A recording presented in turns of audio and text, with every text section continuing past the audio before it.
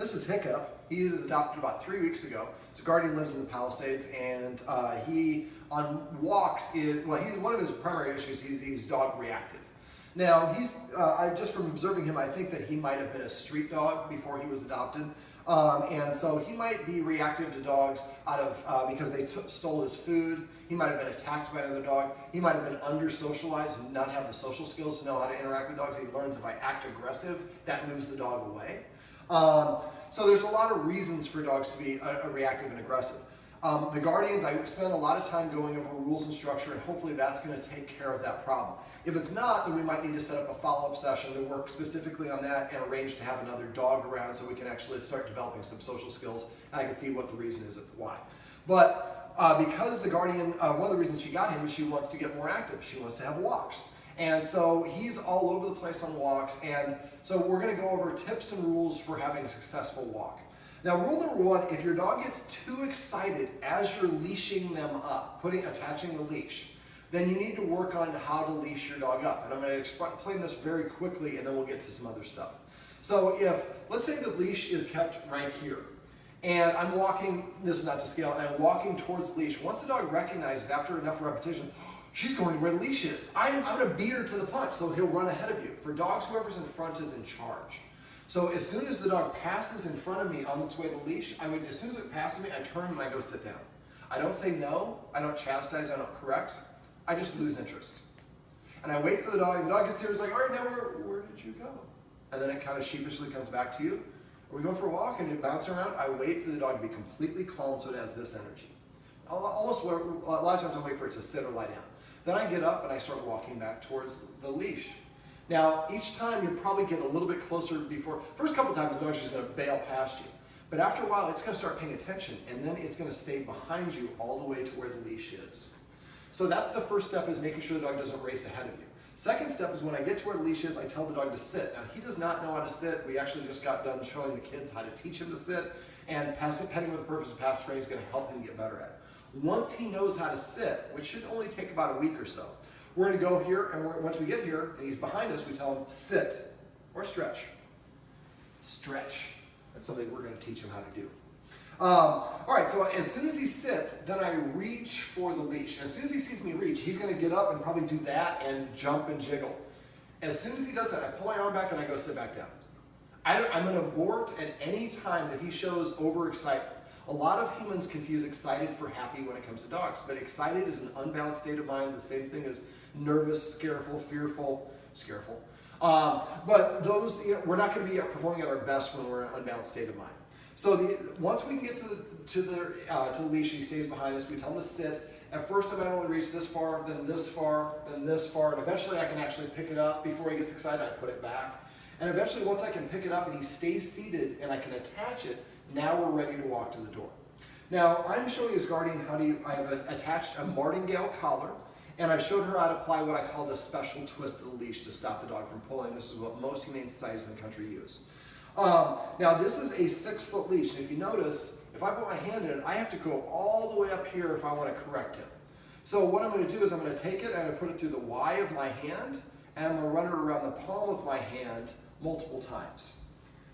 Now, the problem is this gets a little uncomfortable when I have to wrap it basically 5 times.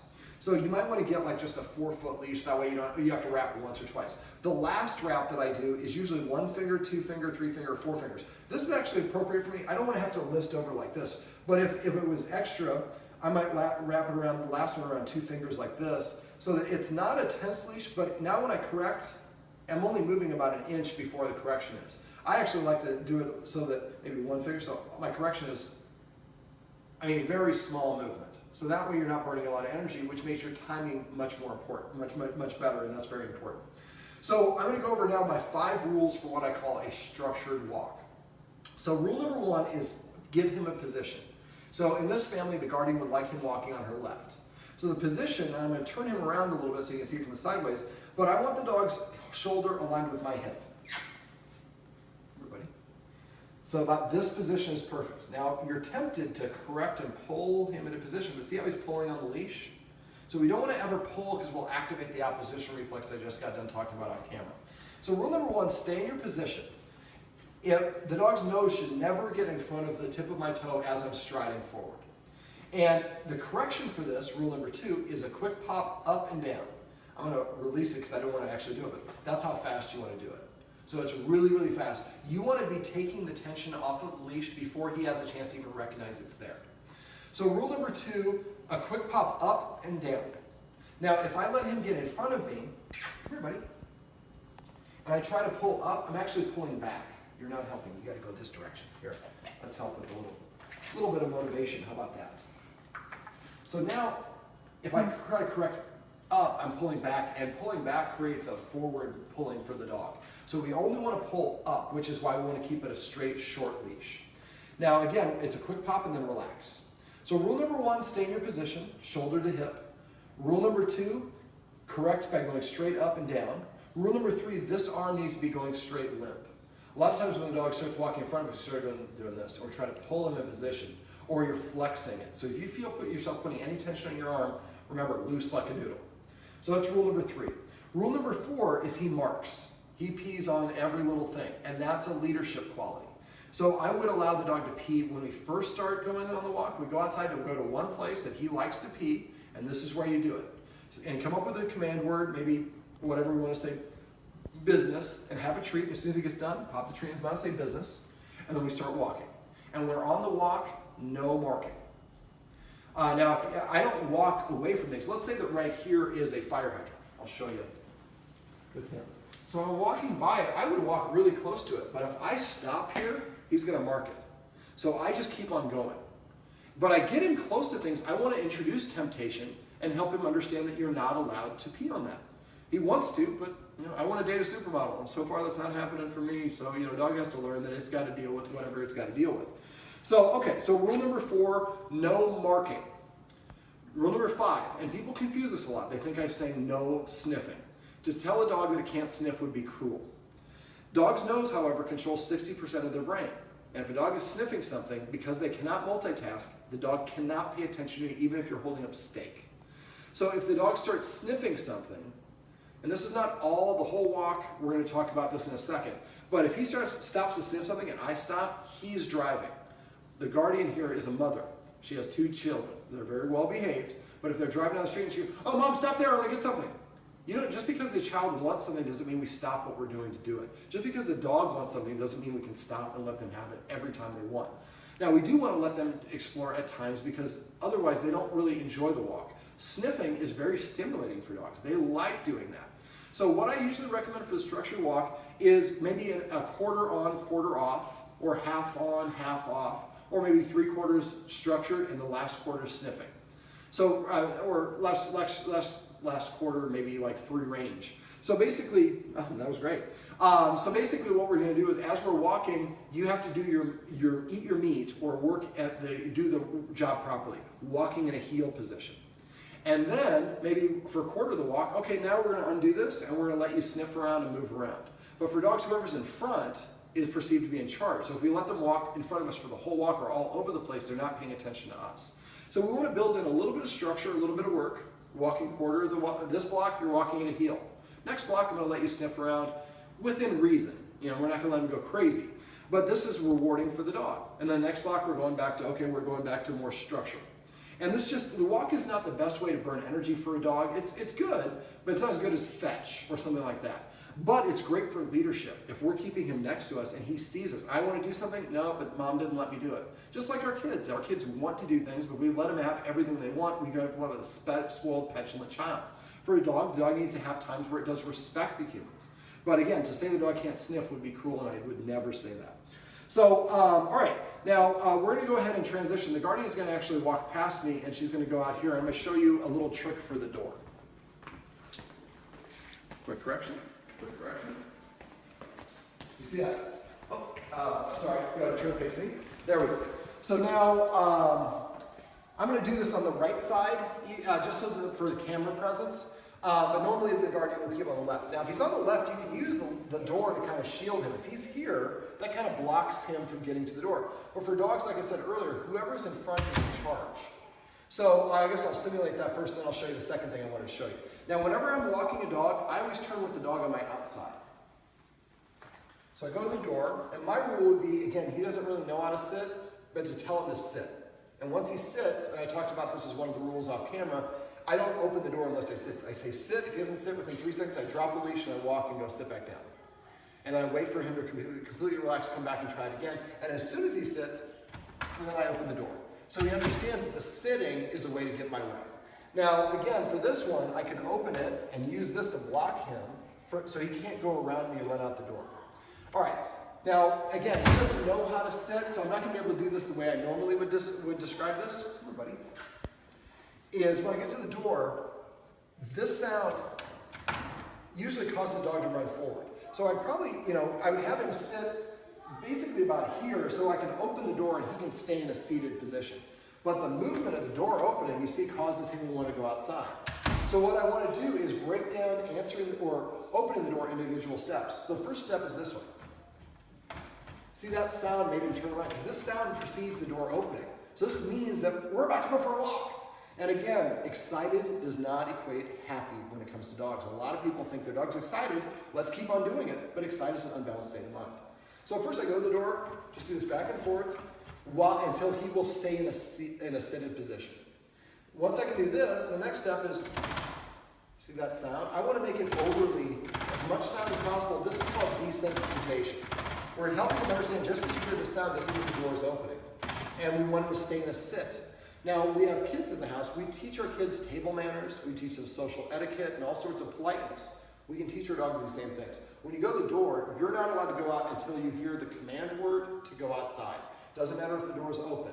Doesn't matter if you hear this sound or that sound. You can only do it this way. Eventually, we're in the Palisades and it's nice. Maybe the Guardian's a nice day, we're out in the front and we want to leave the door open and not have the dog worry about going outside. So if we train the dog, you're not allowed to go out here unless you get the command word, then that helps the dog because we've taught it how we want it to behave and now it understands. A lot of times we don't teach the dog and we get very frustrated that they don't do what we haven't taught them to do. Well, that's on us. That's not the dog's fault.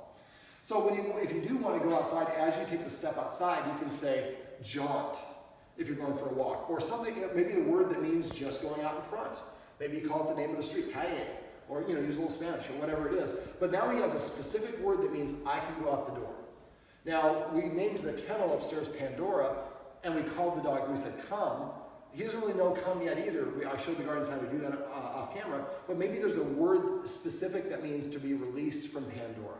Maybe it's the name of one of the characters from the movie or something like that. So that way the dog knows I can't come out no matter what's said until I hear this specific command word. Okay, now the last little rule I have for the walk, and again, I am a behaviorist, so I'm always about being force-free. I don't want to force a dog, but at the same time, and so this is different if a dog is fearful, which isn't the case. He loves going for walks. But if he stops to sniff a rose, and I stop, then he's telling me what to do. So I don't want to do that. Instead, what I want to do is, as I'm walking down the street, if he stops to sniff something, I'm going to let that song go limp, and I'm going to have the Guardian take a couple steps over here so the suitcases don't block us. And I'm just going to walk there, and he's probably not going to want to come. I'm not going to pull him. I'm going to let this arm go limp, and then it's going to be hanging behind me, but the rig is going to keep him coming with me. So I just go like this, and you see that was pretty easy for him to come. Now, he's pretty amicable. He's not a boisterous dog. But again, a little bit of a correction and stop. Now, one last thing before we actually go out and walk. Well, two last things. Because he's dog reactive, we want to have a plan B if we run into a dog. So I'm going to have the Guardian actually back up so she's about halfway through the table to keep on watching us. Let's say we're walking down the sidewalk and there's a dog over there that's approaching us. Well, the dog's probably going to lower its head and stare, lick its lips, turn its head, put its tail up, ears forward, put its tail up, get stiff, puff out its chest. There's a lot of, these are signs to the other dog, hey, I'm not comfortable with you approaching me. We usually we're not even looking for it, and we don't see it. So what we want to do is, then that puts the dog in a jackpot situation. The dog's like, well, she's not paying attention, so I'm going to have to lunge at this dog to make it move away when it gets so close that your dog perceives it to be a threat. So what we need to do is be a good shepherd. And that's why I refer to people as guardians as opposed to owners. Guardian implies stewardship. So if I see that there's a dog coming, I immediately look down at my dog. Oh, my dog's staring at that dog already. Ooh, I already missed it. He's warning the other dog, but the other dog's far enough away where he doesn't feel the need to lunge at it. So what we want to do is we want to build in a U-turn exercise. I'm like, All right, so what I'm going to do is imagine this is the sidewalk going forward. So as we're walking, I'm going to turn sideways to it and hold the treat here. See how he sees it? Then I take it and turn this way, and I put it in his mouth and I say the word turn. Then I'm going to take about 4 to 8 steps this way, and then I'll repeat the process. Now obviously I would have 2 treats ready to go. So turn sideways, turn. Now if we only turn when we see another dog, after a while he's like, turn, where's the dog? And he's looking for it. So what we want to do when we're on a walk and there's no dogs around, there's no threats, there's nothing he's reacted to, we practice a turn, and then we practice the second turn, and then we continue. The dog's like, every once in a while, sometimes my human just turns twice for no reason, doesn't mean anything.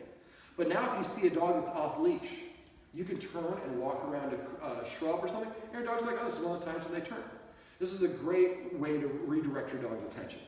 Now one last thing, and then we're going to go for a little walk. You guys are at home, are not going to see it, but it's a beautiful day in Southern California, and since I live here in Nebraska, I want to enjoy the beautiful weather.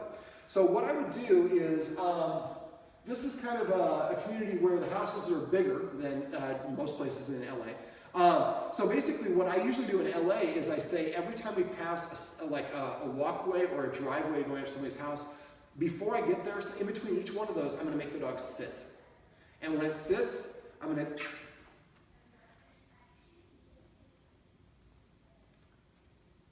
sit. Now, again, all the stuff we went over inside, he'll get better at sitting. Within a week or so, he should be able to sit on command. So basically, sitting is a more subordinate position. So a lot of times what I do is when I'm walking, if in between every driveway or walkway, I stop him somewhere randomly. The dog never knows where. So this gives you a lot of practice at stopping. Every time you do this thing, stop, and you say sit, dog sits, you give it a treat. And then continue walking. Past the next driveway, wherever you want, stop, sit, and then give him a treat. So after you do this enough, if you think about it, on a normal walk, we're probably going to pass 25, 50 driveways. That's 50 practices at a sit. After a while, the dog is kind of paying attention. It's walking, watching your steps. Or she stopped, and sits down on its own automatically. And then when you're out in your neighborhood and you walk up and you see Jean, and you're like, hey Jean, and you stop to talk to Jean and your dog sits down, Jean's like, oh my God, how did your dog is so well behaved? And you're like, of course, we hired dog on problems. They taught the dog how to do it. But we're teaching the dog this is the proper manners, just like we teach our child. Hey, if mom's talking to somebody, an adult, you don't come up and just blurt it out. You wait for a pause in the conversation and say, excuse me. This is a dog equivalent to saying, excuse me. It's really not. It's just teaching the dog to sit. But then when you get somewhere and you stop and you check your phone, you're not fighting the dog because we've taught it how we want it to behave. So for the next week, every time the guardian walks, I'd like her to have a pocket full of these treats. I'm going to split them in half because he's a little guy. And we're going to stop over and over again until we get to the point where you stop and he automatically sits. And when he does that, what if we don't have a treat? Make sure we reach over and pet him and give him a little attention for that because, again, we want to showcase that, yes, this is something we like to do. All right, well, this is Hiccup, and these are some tips and tricks you can use to ensure that you have a successful walk.